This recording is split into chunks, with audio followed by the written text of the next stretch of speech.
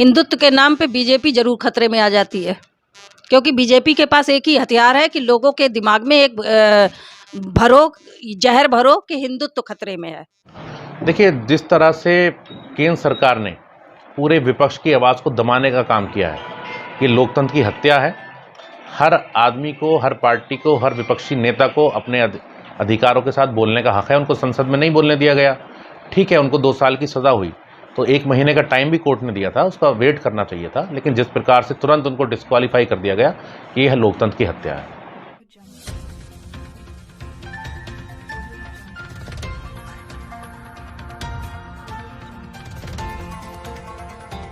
कारवां TV, हर पल आपके साथ। हैदर साहब, जानना चाहेंगे, आज प्रेस वार्ता बुलाई है, क्या मामला है पूरा? सभी पत्रकार बंधुओं को नमस्कार।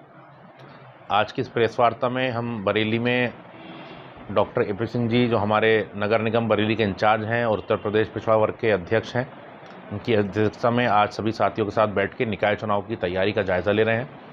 आम आदमी पार्टी पूरे उत्तर प्रदेश में मजबूती के साथ नगर निगम के चुनाव लड़ेगी और हमने एक नारे के साथ एक वादा और जो गारंटी अरविंद केजरीवाल जी की आज पूरी दुनिया में जानी जाती है, house tax half, water tax माफ़ के इस नारे के साथ उत्तर प्रदेश के नगर निगम में चुनाव लड़ेंगे। आपने देखा अभी कुछ दिन पहले दिल्ली की एमसीडी में 15 साल से जो भाजपा का कुशासन और भ्रष्टाचार था, दिल्ली के लोगों ने उस पर झाड़ू चलाने के बाद आम आदमी पार्टी को मौका दिया है। और जब से आम आदमी पार्टी की दिल्ली की एमसीडी में सरकार बनी है, तो जो गंदगी दिल्ली के अंदर थी, जो कूड़े के ढेर दिल्ली के अंदर लगे हुए थे, लगातार आम आदमी पार्टी के पार्षद और आम आदमी पार्टी की मेयर, डिप्टी मेयर उस कूड़े को साफ करने का काम कर रहे हैं। हम उत्तर प्रदेश की जनता के बीच में पिछला चुनाव भी लड़े, विधानसभा में लोगों ने कहा था कि हम आपको अगली बार मौका देंगे। ये साफ सफाई का चुनाव है, नगर साफ करने का चुनाव है। हम उत्तर प्रदेश की जनता के बीच जा रहे हैं और उनसे एक मौका मांग रहे हैं कि ये चुनाव सफाई का चुनाव है, एक मौका झाड़ू वालों को दीजिए।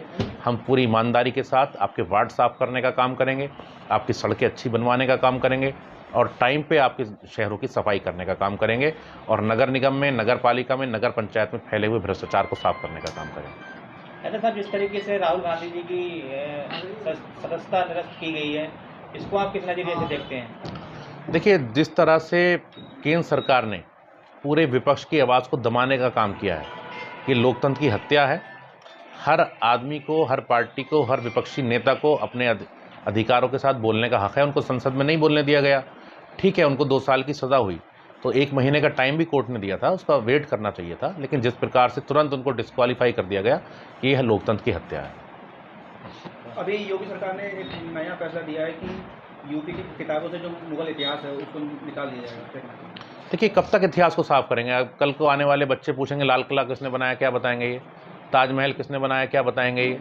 तो आप मुगल इतिहास को या किसी भी इतिहास को, जो हमारे हिंदुस्तान का इतिहास है, जो हमारे शहीदों ने इस देश को आज़ाद कराने का काम किया है, जो इतिहास में है, वो आप उसको मिटा नहीं सकते। इधर उधर ज़रूर कर सकते हैं, लेकिन आप ऐसी धरोहर है जो हिंदुस्तान में, जिसकी आज पहचान पूरे विश्व में है, कुतुब मीनार से पहचान है, ताजमहल को लोग देखने आते हैं, लाल किले को लोग देखने आते हैं। अगर लोग सवाल करेंगे तो क्या जवाब देंगे?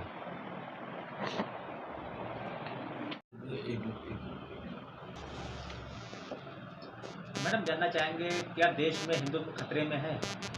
बिल्कुल खतरे में नहीं है। हिंदुत्व के नाम पे बीजेपी जरूर खतरे में आ जाती है, क्योंकि बीजेपी के पास एक ही हथियार है कि लोगों के दिमाग में एक जहर भरो कि हिंदुत्व खतरे में है ना। जो देश 80% यहाँ पे हिंदू वास करता है, 20% मुस्लिम है, ये कौन सा मैथमेटिक्स है कि 80 वाला 20 से खतरे में आ जाएगा? ये तो कह सकते हैं कि 20 वाला 80 से खतरे में हो, ये तो मैथमेटिक्स के हिसाब से समझ में आता है। मगर ये जो भ्रम 2014 से फैलाया है, अब ये लोगों की अच्छी तरह समझ में आ चुका है कि हमारा देश खतरे में है, हिंदुत्व खतरे में नहीं है। रामनवमी पर जिस तरह बिहार में बलवा हुआ है, उसको लेकर क्या कहेंगे? देखिए, बलवा करने वाला एक ही पार्टी है, वो है बीजेपी पार्टी।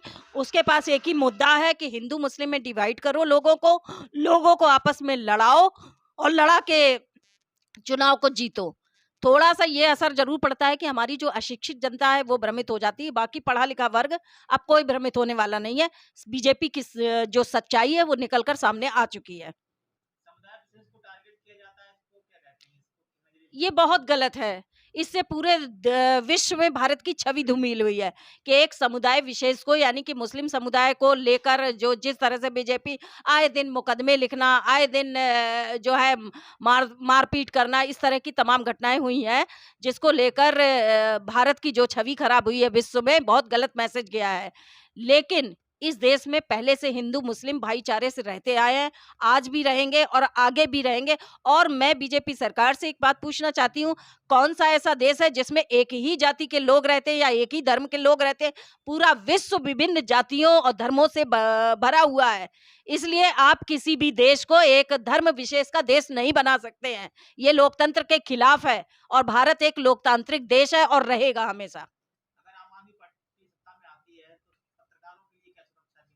बिल्कुल, पत्रकार जो होता है लोकतंत्र का चतुर्थ स्तंभ है और इस सरकार में जिस तरह पत्रकारों पर हमले हुए हैं, उत्पीड़न हुआ है, उनकी आवाज को दबाया गया है, उनका मुंह बंद करने के लिए उनको डराया और उन पे मुकदमे लिखे गए हैं।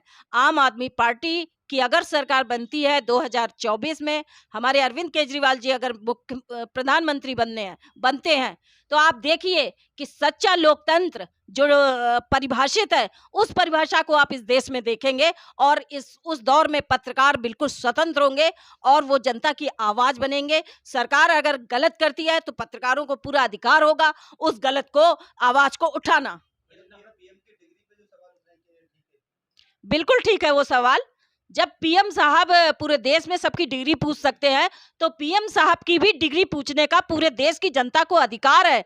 अगर पीएम साहब की डिग्री नहीं है, फर्जी है, तो उनको सुप्रीम कोर्ट को उस पर एक्शन लेना चाहिए और सुप्रीम कोर्ट को उनके जो उन्होंने डिग्री दी उसके आधार पर उनके खिलाफ कानूनी कार्यवाही सुप्रीम कोर्ट को करनी चाहिए, क्योंकि सुप्रीम कोर्ट जो है वो लोकतंत्र का रक्षक है। अब तक सुप्रीम कोर्ट खामोश है, लेकिन देश सवाल पूछेगा और देश इसका जवाब मांगेगा प्रधानमंत्री मोदी जी से।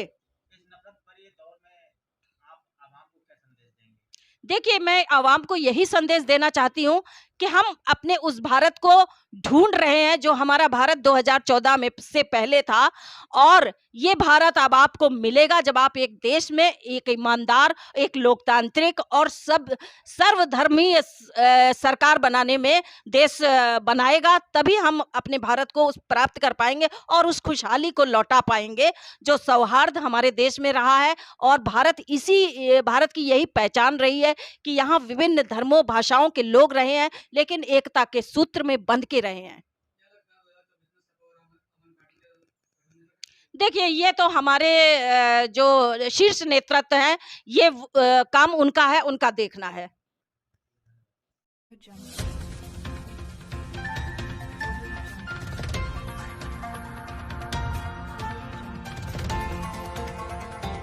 कारवां टीवी, हर पल आपके साथ।